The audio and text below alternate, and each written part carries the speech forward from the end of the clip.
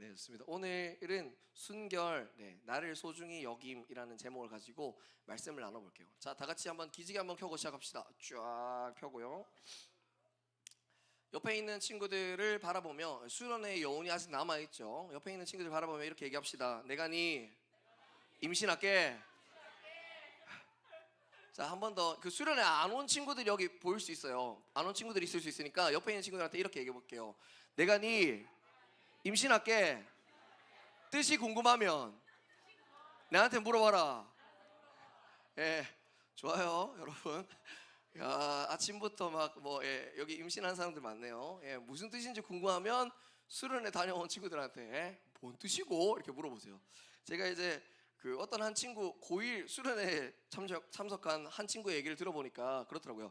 강도사님, 저 설교 시간에 막 다 졸았는데 막 일어나가지고 바로 옆에 보니까 막 갑자기 나한테 네 임신할게 막 이렇게 하고 막 이러니까 뭐라는지 모르겠어요. 근데 막 축복하고 난 다음에 또 내가 네 임신할게 이라니까 뭐 무슨 뜻인지 잘 모르겠는데 뭐 이렇게 얘기하던데, 여러분, 이렇게 수련회를 안 오면 아쉽습니다. 수련회 안 온 친구들한테 온 친구들이 꼭 설명해 줄 수 있었으면 좋겠습니다.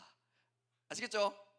좋아요. 자, 오늘은요, 우리 이번 연도에 들어서 하나님의 성품에 대해서 계속 배워가고 있습니다. 성품은 우리에게 있어 신앙이 어떤지를 나타내주는 증거라고 얘기를 했고요. 이 성품이 점점 성숙해져가고 성장해 가는 것들을 통해서 우리 신앙의 성숙과 성장이 드러난다라고 얘기를 했었습니다. 기억나시나요? 네, 고맙습니다. 그리고 지난주에는 하나님의 티 없는 완벽함, 그리고 죄가 하나도 없는 구별됨, 그 성품이 뭐다? 거룩이다라고 배웠죠. 그래서 우리가 거룩하신 하나님을 닮아가기 위해선 고, 하나님 앞에 가야 되고, look, 하나님을 보아야 된다라고 설명도 했습니다. 오늘은 이 거룩하신 하나님의 성품이 우리에게 어떻게 적용되는지를 좀 나눠보려고 해요. 여러분, 하나님의 거룩은 제가 지난주에 설명했듯이 죄가 하나도 없이 완벽하게 구별된 모습이라고 얘기를 했습니다. 이런 죄 없이 완벽한 모습은요, 하나님만 가질 수 있는 성품입니다. 근데 하나님께서, 거룩하신 하나님께서 이 하나님의 성품인 거룩을 우리에게도 가질 수 있도록 허락하신다라고 얘기를 해요. 그게 뭐냐? 저를 한번 따라해 볼까요? 하나님의 거룩하심이 우리에게 적용되는 방법은 순결이다.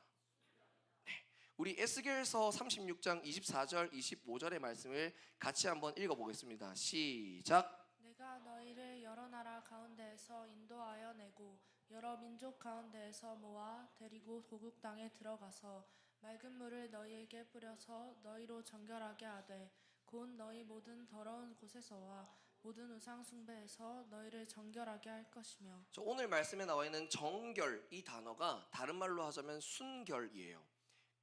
누가 우리를 정결하게 한다고요? 이 24절 앞에 나와 있는 내가예요.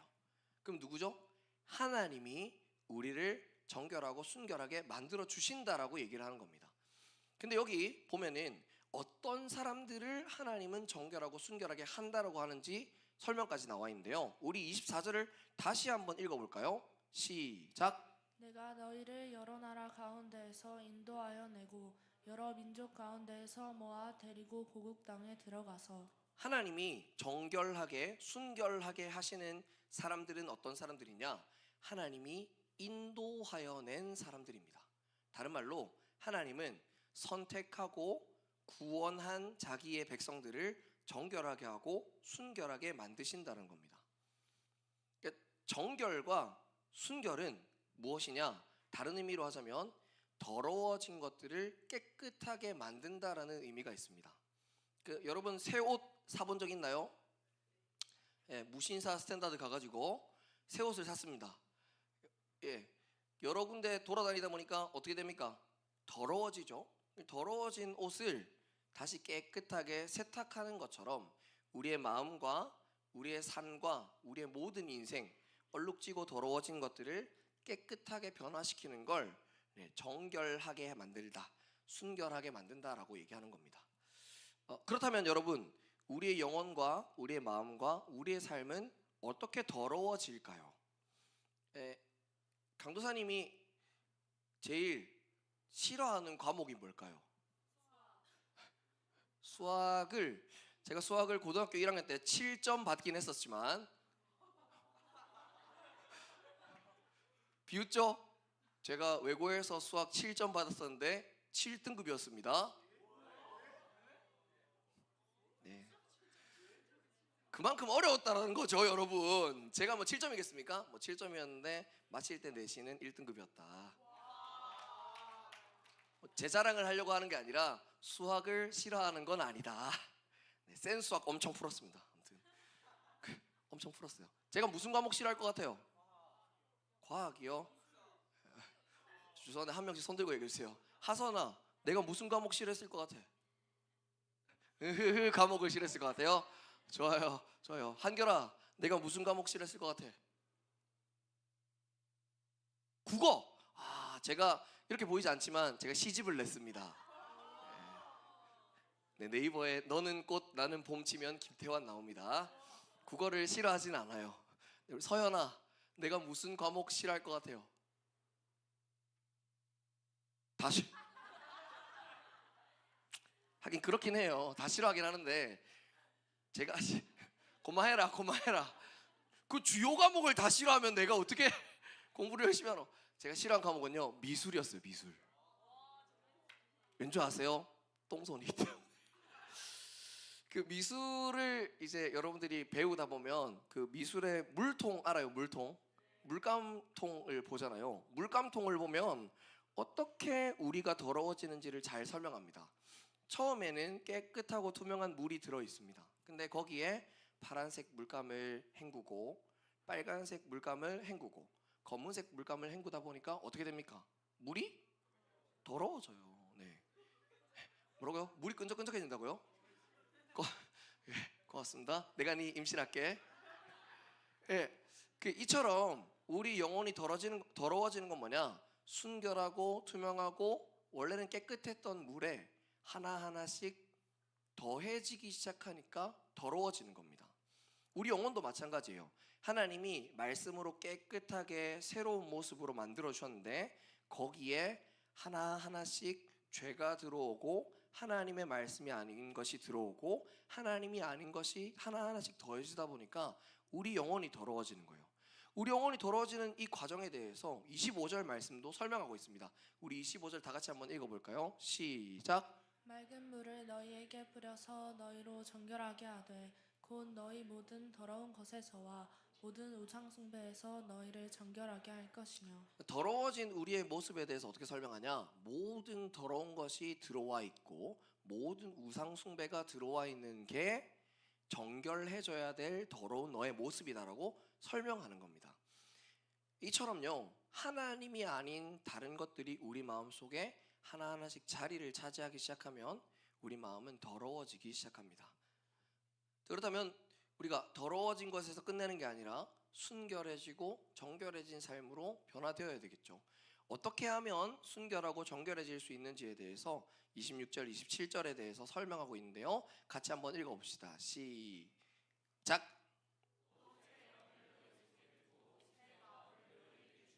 너희 육신에서 굳은 마음을 제거하고 부드러운 마음을 줄 것이며 또 내 영을 너희 속에 두어 너희로 내 율례를 행하게 하리니 너희가 내 규례를 지켜 행할지라. 하나님이 더러워진 우리의 마음을 깨끗하게 하는 방법은요, 이겁니다. 하나님의 영을 우리 속에 둔다라는 겁니다.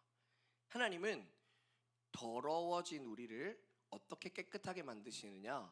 거룩하신 하나님을 채우심으로 우리를 깨끗하게 만드시는 겁니다.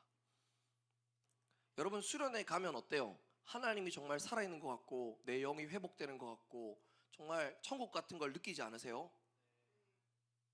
한 3명 정도 느낀 것 같네요. 느끼지 않으세요? 느끼지 않은 친구들, 내가 네 임신할게. 네. 아무튼 수련회에 가면요, 우리 마음이 다른 것들로 더러워져 있다가 하나님의 말씀으로 채워지고 하나님의 기도로 채워지고 하나님이 나에게 부어주시는 성령으로 채워지기 시작하니까 내 마음이 퓨어해져요. 그런 거 많이 느끼지 않으세요? 네, 다시 찌들어 있는 일상으로 돌아온 여러분들, 네, 그렇죠? 마찬가지로 우리의 더러워진 마음은 하나님을 끊임없이 채움으로 정결하게 만들어질 수 있는 겁니다. 자, 여기에 제가 보면 투명한 물이 보이시나요? 자, 요 물에 더러워진 게 하나씩 더해진다고 생각을 한번 해봅시다. 많이 많이 채워져요. 이게 내 마음이라고 생각해 보면 내 마음에 이 물컵에 돈도 들어오고 성적도 들어오고 또는 친구들의 인정도 들어오고 사랑도 들어와요. 그럼 어떻게 될까요? 물통처럼 더러워지는 겁니다. 좋아요 나와. 좋아요 나와. 내가 네 임신할게. 자, 보면요. 그렇게 더러워진 이 물통을, 이 물을 깨끗하게 만드는 방법이 뭘까요? 더러워진 물에 다시 물을 집어넣는 겁니다. 여러분, 다른 것들을 넣으면 깨끗해질 수 없어요. 이 물이 깨끗해지려면 뭘 집어넣어야 되냐? 다시 우리를 깨끗하게 만드는 물, 다른 말로 하나님의 영을 우리 안에 채워넣어야 합니다. 더러워진 우리의 마음을 정결하게 하는 방법은 끊임없이 하나님을 채워넣는 것 말고는 없어요. 그래서 여러분, 수련회를 끝나고 일상으로 돌아온 여러분들이 여러분들의 마음을 무엇으로 채워야 하느냐? 하나님으로 채워야 하는 겁니다. 하나님으로 끊임없이 채울 때 우리는 하나님이 나에게 주신 정결함, 거룩함, 완벽함을 지켜갈 수 있는 겁니다. 그러니 여러분, 수련회가 끝이 아니라 수련회 이후에도 하나님의 삶을 채워가는 여러분들이 되시기를 축복합니다. 그리고 한 가지만 조금 더 얘기해 보고 싶은데요.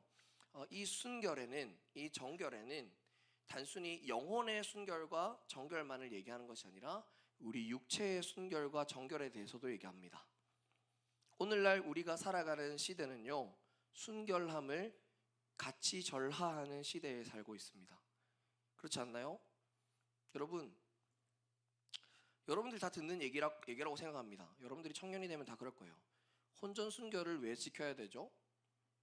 성적 자기 결정권이 다 있는 거 아닌가요? 라는 시대를 우리는 살아갑니다.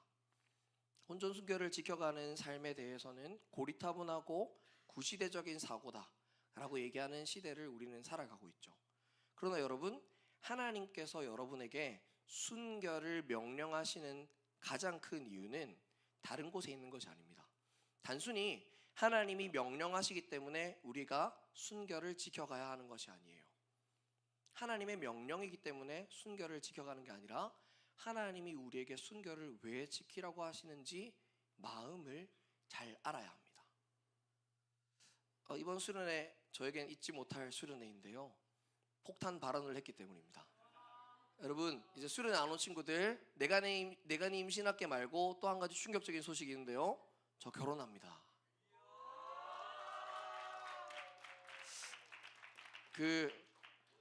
결혼을 마음에 먹어서 그런지요, 최근에 저에게 좀 소중한 게 생겼어요. 그 말고 내가 네 임신할게. 반지입니다.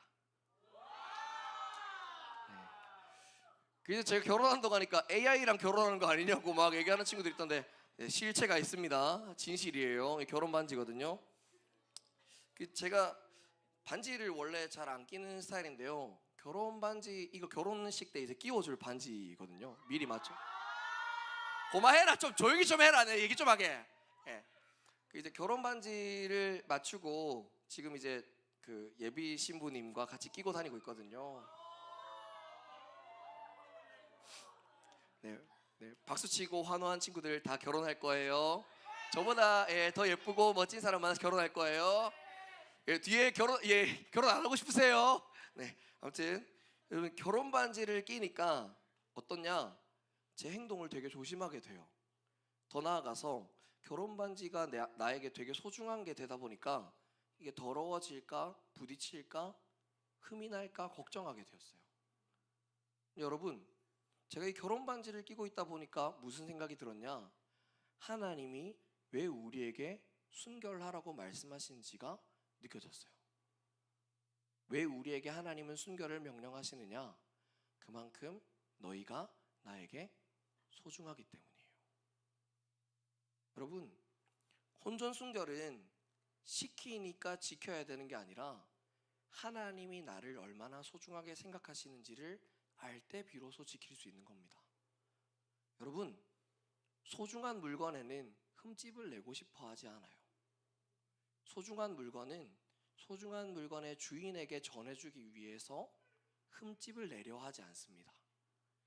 하나님이 우리에게 순결, 혼전순결을 지켜가라고 얘기하는 건요, 내가 너에게 예비해 놓은 정말 중요한 그 사람에게 너 자신, 소중한 너 자신을 전해주고 싶어라는 하나님의 마음입니다.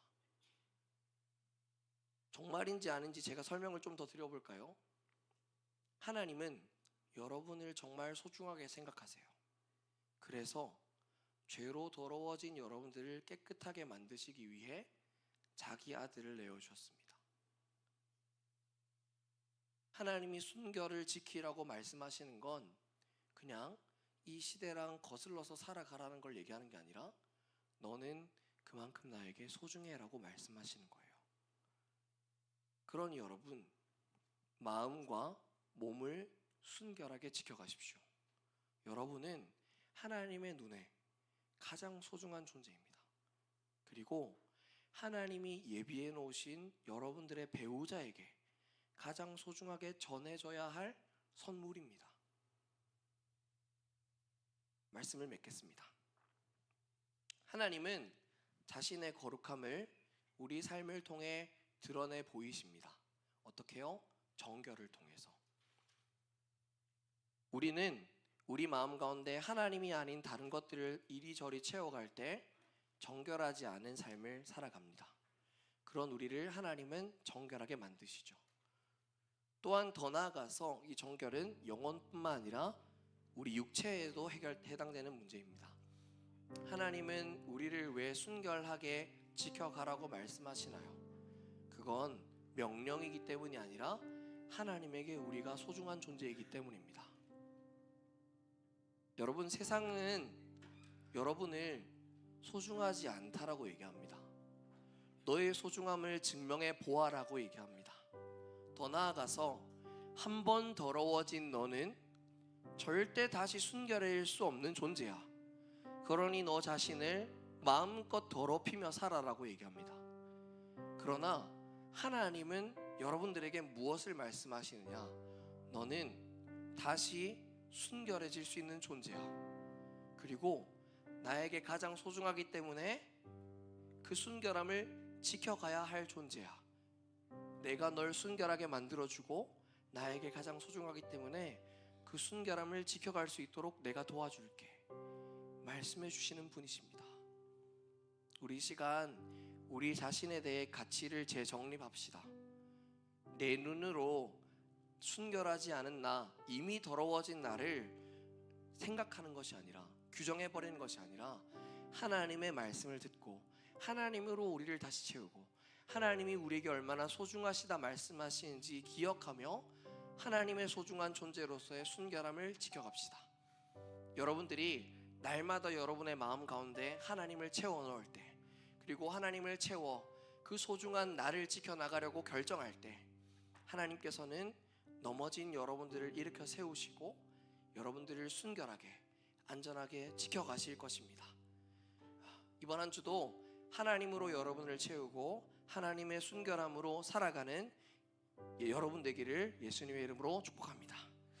우리 시간 자리에서 일어나 하나님 앞에 결단하고 찬양하고 기도하기 원합니다.